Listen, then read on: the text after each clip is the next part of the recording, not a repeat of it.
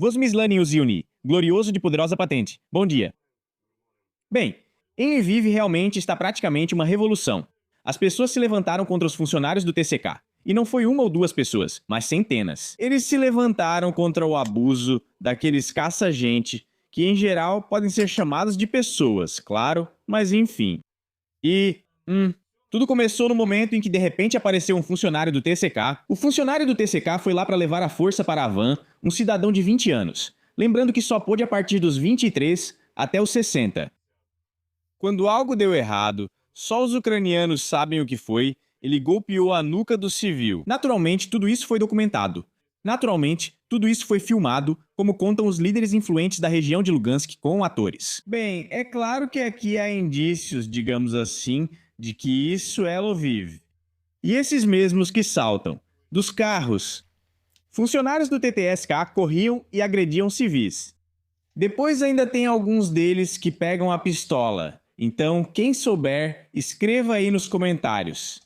Gritam, começam a filmar de repente, se sentem ainda os poderosos do mundo. Aqui. Esses vídeos, já vou avisando, tem vários, e lá tem gritos, palavrões. Bom, vocês entendem o que grita uma multidão enfurecida.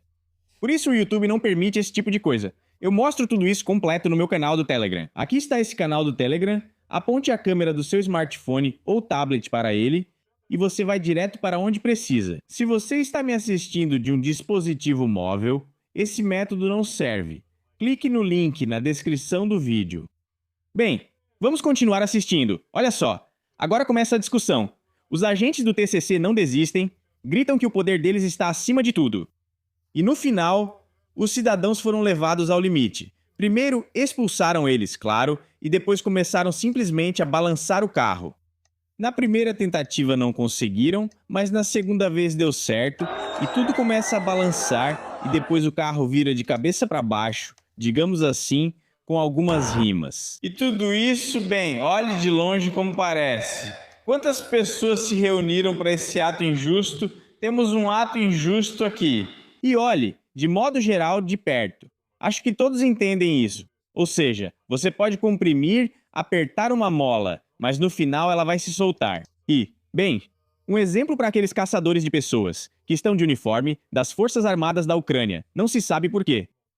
Aqui estão despindo um deles. Agora vou passar isso bem rápido, porque o YouTube realmente não permite violência e coisas assim. Mas, novamente, esse vídeo pode ser assistido completo no meu canal do Telegram. Enfim, despiram esse cara, mesmo ele tendo gritado que não ia se despir. E em vez de dizer razdiagatsa, que é se despir em ucraniano, ele falava razdevatsa, ou seja, é surzik, eles mesmos não dominam o idioma ucraniano, sobre o qual falam tanto na televisão. Depois de tudo isso, de repente veio uma declaração de Zelensky, que estava em mais uma reunião super importante com a OTAN. Na OTAN, claro, não aceitaram, mas pelo visto, Zelensky tem ideias de como chegar mais perto da paz, acredita? Já entrou no 6º ano e ele ainda propõe formas de alcançar a paz. Ele resumiu as negociações com Donald Trump na cúpula da OTAN em Ankara. Ele chamou o encontro de bom, agradeceu pelo importante foco no fortalecimento da defesa antiaérea da Ucrânia para reforçar a proteção das vidas. E aí aconteceu um caso interessante. O fato é que Zelensky sempre quis conversar com Trump, e os jornalistas sempre perguntavam ao Trump sobre como estava a situação na Ucrânia. Trump confundiu Ucrânia com Irã e falou sobre o Irã em vez da Ucrânia. Eu não sei o porquê, talvez ele não quisesse muito conversar sobre a Ucrânia, mas sim preferisse falar sobre o Irã. Lembro que as ações militares contra o Irã foram retomadas de repente, totalmente de forma inesperada, e lá ambos os lados estão se acusando mutuamente. Mas parece que o Irã começou a bombardear navios petroleiros que não eram deles, e imediatamente as forças dos Estados Unidos reagiram. Além disso, foi revogada a permissão para o Irã vender petróleo e imediatamente foram realizados ataques contra alvos iranianos. Ao mesmo tempo, ambos os lados estão negociando as próximas conversas de paz. Resumindo, na minha opinião, ambos os lados estão tentando lucrar. E claro, adivinhe quem mais lucra com isso. Ajude o autor a descobrir nos comentários quem está lucrando com a volatilidade e o preço do petróleo. E está tendo sucesso nisso. Além disso, depois ainda dizem que os parentes dessa pessoa têm informações privilegiadas. E essas informações são bastante significativas. Por isso, toda a família está lucrando. Comentem e vamos tentar adivinhar juntos de novo. O que mais? Trump prometeu inesperadamente à Ucrânia uma licença para os mísseis Patriot. Não sei como poderiam ser produzidos lá, mas aparentemente será possível. Em algum lugar eles vão construir algumas fábricas, esperando que elas não sejam destruídas. Isso também é bastante estranho, porque uma fábrica dessas não é como a produção de drones, que pode ser instalada em algum jardim de infância. É uma fábrica bem grande, eletrônica. A eletrônica precisa estar lá, e o equipamento correspondente também. Tudo lá é grande. Então, Trump disse isso. Mas por outro lado, sabe, prometer não é o mesmo que cumprir. Ou seja, prometeu lá, mas como dizem, deu aqui, tirou ali. Como é isso? Deus deu, Deus tirou. Bem, de qualquer forma, Trump, já que se acha demais, ele até se compara com Lenin. Não é brincadeira, ele tem uma gravação assim. E então ele pode fazer uma promessa, pode também voltar atrás, e tenho certeza de que ele não vai se considerar culpado por ter quebrado a promessa. Bem, simplesmente as circunstâncias da vida permitem que ele retire sua promessa, porque neste momento isso não é vantajoso para ele e é assim que ele age. Depois, como eles continuam a guerra, vou mostrar novamente o que aconteceu lá em Vishnev, esse subúrbio de Kiev, onde cerca de 80 casas foram completamente destruídas. De fato, e isso por causa da detonação. Projéteis eles chamam assim na Ucrânia, assim como na Rússia, antes chamavam a mistura de estouro alto, explosões agora chamam de objetos, objetos militares. Em vez de projéteis, dizem objetos militares. Como se até o ouriço mais burro, da floresta mais campestre, não entendesse que estamos falando de munições que detonam sob a influência de uma explosão. Bom, foi isso que aconteceu.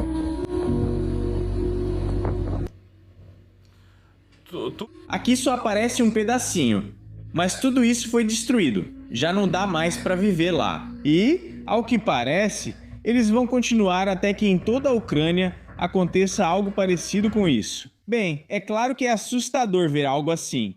E para quem mora lá, não é só assustador, mas também, enfim, melhor não falar de coisas ruins. Embora a gente só fale de coisas ruins o tempo todo, enfim, de repente, depois de todos esses casos de bombardeio em Kiev, apareceu Kuleba, aquele ex-ministro das Relações Exteriores, e declarou que, se está difícil para vocês em Kiev, então mudem-se. Isso mesmo, mudem-se. Kuleba claramente não é pobre. Como ministro das Relações Exteriores, recebia 60 mil hryvnias e provavelmente acumulou bom dinheiro. Eles abriram com a esposa mais 2 lojas de artigos íntimos, também financiadas, claro, com dinheiro ministerial.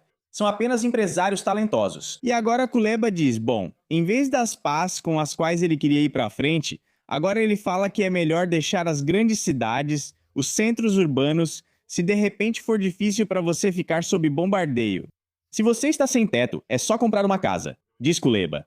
Na verdade, ele não disse isso, era só um meme, mas é parecido. Ou também, parafraseando, se eles não têm pão, que comam brioches. Isso foi dito por uma das pessoas próximas ao rei da França. Lembro que na França ela foi executada, mas essa frase está distorcida, ela foi alterada. Na verdade, não era assim que ela dizia. Ela queria dizer coisas mais ou menos normais. Mas mesmo assim, o que sabemos é isso.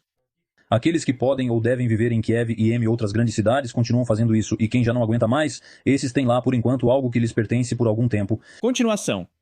Quem mora em Kiev e em outras grandes cidades dizem, Kuleba, esses devem continuar vivendo. Se for difícil para você, então não continue vivendo. Viver em geral, faça como deve ser feito. Se não fizer, não precisa. São 5 mil pela consulta. Kuleba é simplesmente muito talentoso.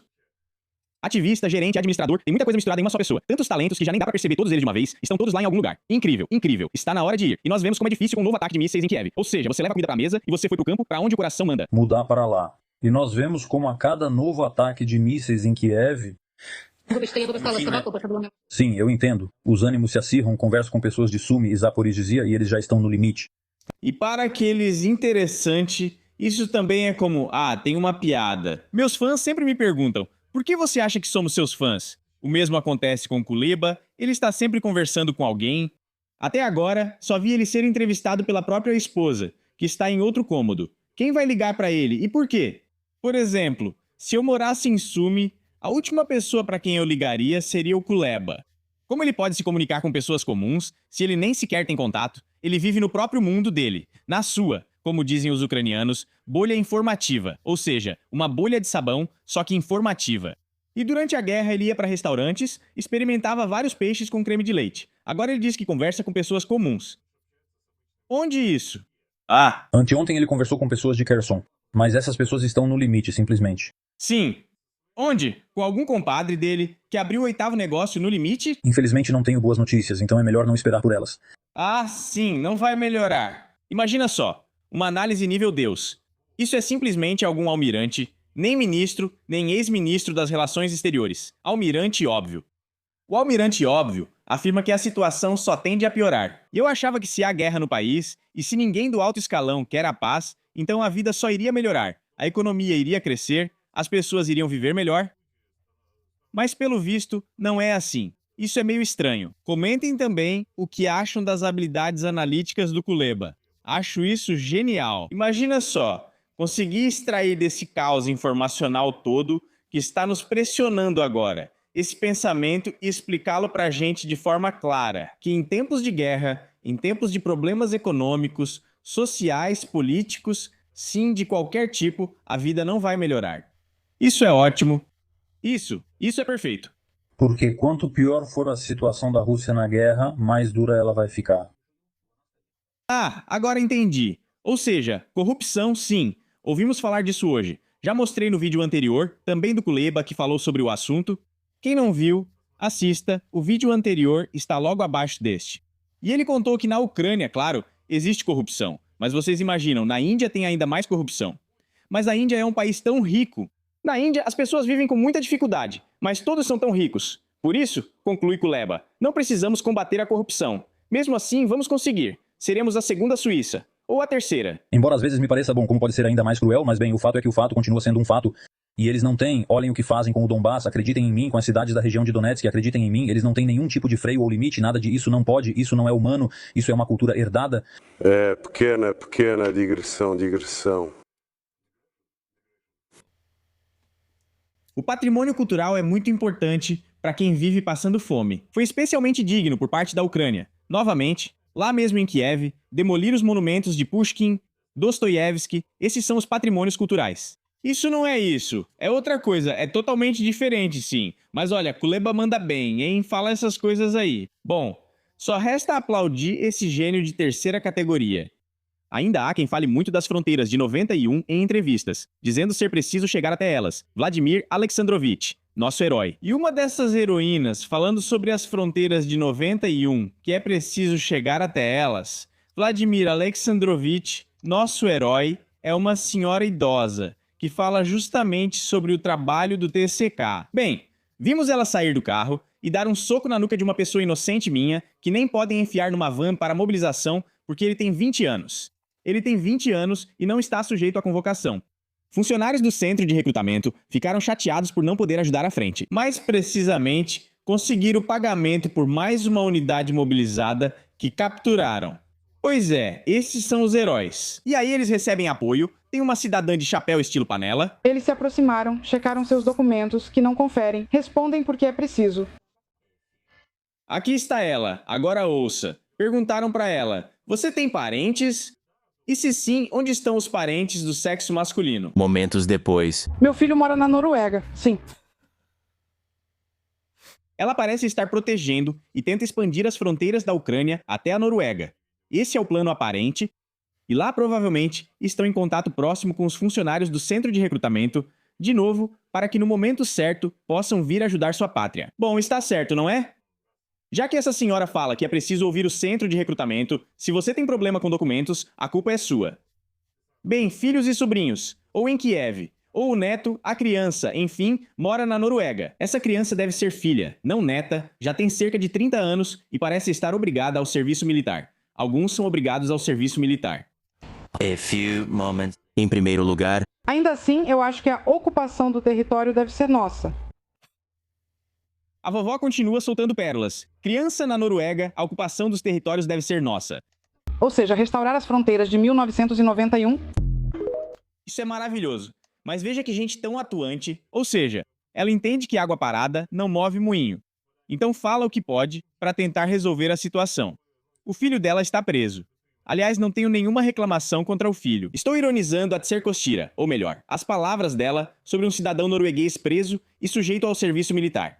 Ninguém teria nada a reclamar dela se não mencionasse as fronteiras de 91 e 95 e sobre como ela vai com força conquistar alguma coisa, conquistar territórios, se lançar contra o inimigo e cumprir mais algumas tarefas. Imediatamente vem à mente o que Zelensky disse no limite, quando ele estava prestes a se tornar presidente, em todos aqueles comícios lá atrás. Vejam, a esposa dele também está ali, olhando para a nuca dele com carinho.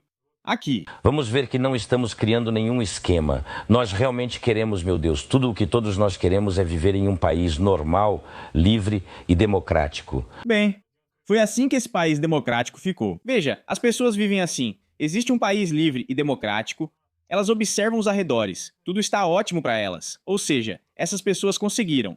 Outro dia eu estava conversando com um amigo e a gente estava contando essas coisas um pro outro, sobre política, só batendo papo mesmo. E de repente ele disse uma coisa assim, ele falou: Max, escuta, você entende, nossos objetivos podem simplesmente não coincidir com os objetivos deles. Quer dizer, desses mesmos condes e príncipes, os maiores. Os senhores da internet que iniciaram tudo, ou seja, eles têm algum objetivo próprio e estão alcançando ele aos poucos. Bom, como eu mostrei, nós temos nosso próprio objetivo, ou seja, viver, como dizia Zelensky, viver bem em um país democrático. Mas primeiro, pra gente, os conceitos de país democrático deles e os nossos não batem. E de novo, o conceito de viver bem também não bate. Ou seja, quem é que vive bem? Bem, eles vivem bem e alcançaram seu objetivo. Agora querem outro em um país que para eles é realmente democrático. Sabe por quê? Simplesmente porque eles podem falar o que pensam, podem fazer o que querem e eles fazem. Eles podem ir para onde quiserem, para eles as fronteiras não estão fechadas. Ou seja, essas pessoas realmente vivem bem, vivem em um país democrático, está tudo ótimo para eles, Zelensky alcançou seu objetivo.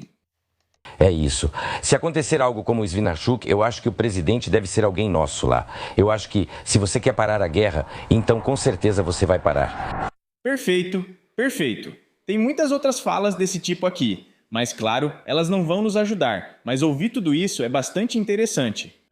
Quanto a Lviv, Zelensky conseguiu relações tão amistosas que essa bandeira preta e vermelha foi rasgada ao vivo. Essa é a deputada Kinia, do parlamento polonês, o Sejm, e ela está contando isso. Hoje, nunca deveríamos concordar com a entrada da Ucrânia na Europa. Fora com o nazismo bandeirista. Obrigada. Bem, é assim que agem os líderes poderosos. Ou seja, em princípio, eles provavelmente estabeleceram algum tipo de relação, mas também cada um à sua maneira. Eles não vão nos ajudar em nada, mas vão ter algum tipo de relação entre eles. E desses videozinhos, nós já assistimos todos. Agora sabem o que vem a seguir? Naturalmente, os líderes poderosos, porque sem eles não vamos conseguir. Isso é ótimo. Também acho que só precisamos ver quem vai se apresentar hoje. Mas vamos com o Lvensky. Sem o Lvensky não dá. Então vamos ouvir os palhaços. Por favor, camaradas. Lvensky convidou esses camaradas, que na verdade não são nossos camaradas, e podemos ouvi-los. Bem, aqui está um dos personagens que ainda não foram sancionados por Zelensky. Lembrando, Bereza. Esse é seu apelido, o nome é Bliaher. Ele foi sancionado, depois Omelian também. Todos são guerreiros poderosos, tiravam fotos e faziam vídeos.